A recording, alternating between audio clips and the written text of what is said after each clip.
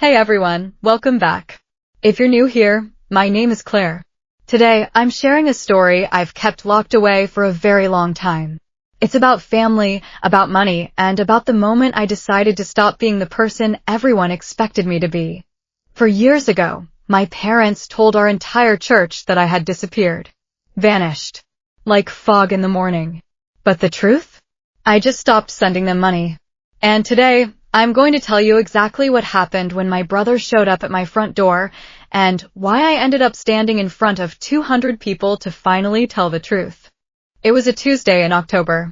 I was in the kitchen, cutting strawberries for my daughter's breakfast.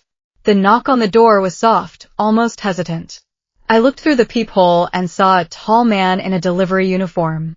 It took me a full 3 seconds to recognize my little brother, Ethan.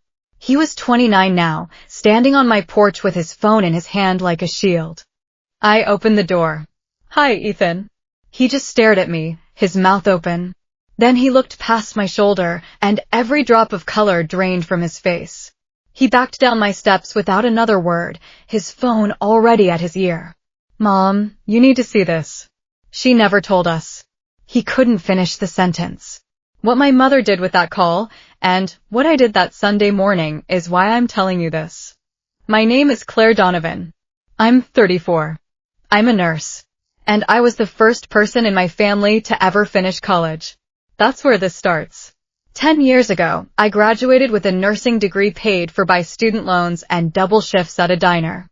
My mom, Linda, threw a big dinner at our house in Harrisburg, Pennsylvania.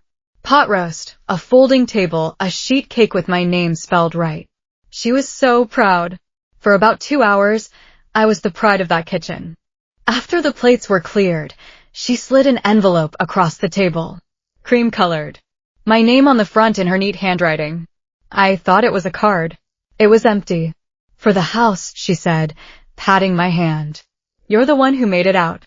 I laughed a little because I thought I understood. One envelope, one favor. The least I could do. But that envelope was never meant to be filled once. It was a subscription. By year 2, I'd switched to online transfers. The first of every month, 1,500 left my account. 2,000 in the bad months. A new furnace, Dad's truck transmission, a new roof. I paid for that roof and felt proud. A daughter keeping rain off her father's head from 3 states away. I paid for Ethan's used Honda when his job started requiring a car. Christmas, Easter, birthdays. On my side of the ledger, it looked like this: night differential, holiday pay, every Christmas shift for 6 straight years because it paid double. I was the nurse who never said no to overtime. By the 6th year, the total hit $112,000. I kept a running total in a notebook, updated to the dollar. Not because I wanted it back, but because numbers were the only thing in my family that never lied. Words like borrow and just this once got slippery. Numbers held still. The man who rebuilt the awning at my hospital was named Mark. A builder. Sawdust in his hair. He proposed with a brass key to a fixer-upper he was buying. A door key instead of a ring. I said yes to the key. I took him to Harrisburg exactly once. My mother asked what he made an hour before she asked his middle name. On the drive home, he just said, "Your mom sure loves numbers." He had no idea how right he was. That fall, the flu came early and emptied half my unit. I came off a 16-hour shift, slept through an alarm, and woke up on the 4th of the month. The money went out 3 days late. 3 days. The phone rang at 7 o'clock the next morning. My mother didn't yell. Her voice was flat and clean, like a bill. She said the mortgage had been due. She said she'd had to move money around in front of my father, which was humiliating. And then she said the sentence I've carried for 5 years: "You don't get to be tired. You're the one who made it." I apologized twice. She accepted once. I said I'd set up an automatic transfer. And we hung up like a bank and a customer. It would take a catastrophe to make me put the phone down. It was a Tuesday in November. A scaffold on a commercial job. A cable failed. Mark was gone before the ambulance cleared the second light. My family did not come to the funeral. 7 hours was called a long drive. They sent carnations. 4 days later, my mother texted, "So sorry about everything, honey." Will this month's transfer be late? I sent the money on time. Grief makes you obedient. 2 weeks later, I fainted at work. I was pregnant. 16 weeks. The doctor said my blood pressure was dangerously high. I had to stop overtime. I had to keep every dollar. I called Mom. Mom, I have to stop sending money. That's as far as I got. She exploded. Ungrateful. She hung up. I called Dad.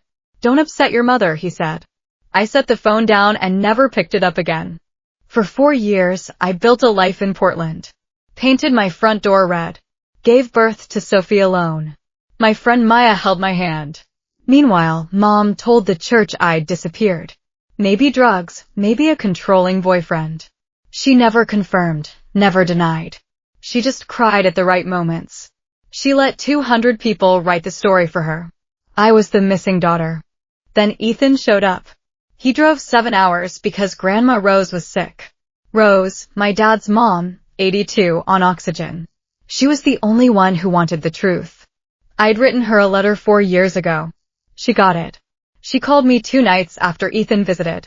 People don't disappear, Claire. They get erased. And I've watched your mother hold the eraser for 40 years. She asked to meet Sophie. Mom found out I was in town. She announced at the church potluck that I'd be at homecoming Sunday. The lost lamb returned. I hadn't agreed. I wanted to hide. But Sophie asked, Mommy, do I have a grandma? If I stayed silent, my mother would fill that silence. Sophie would hear I was the woman who disappeared. I couldn't let that happen. I decided to go. First Grace Church. 200 people. We sat in the front pew. Mom gave her speech. My lost lamb has come home. She handed me the mic. I didn't take it. I stood up. I didn't disappear, I said. I stopped paying. For 6 years, those were the same thing. I told them $112,000. I told them about Mark. I told them about delivering Sophie alone. I was allowed to be tired, I said. Just never here. The room went silent. Mom's face crumbled. How dare you, she whispered. I looked at her. Being needed is not the same as being loved, Mom. I took Sophie's hand and walked out. Past the pews, past the whispers. We drove away. 2 weeks later, Grandma Rose came to visit. She taught Sophie to thread a needle. Mom sent a letter. 3 pages of excuses. I put it in a drawer. Dad sent a card. I'm sorry I looked away. I kept it. I haven't answered yet. Some doors need more than one coat of paint. Yesterday, Sophie and I touched up the red door. She got paint on her nose. She calls it our color. If you're paying to stay in someone's story, walk out and write your own. The people who love you will read every page for free. That's my story. For years of silence, 1 knock on a red door, and 90 seconds in a church that finally heard the truth. Thanks for listening.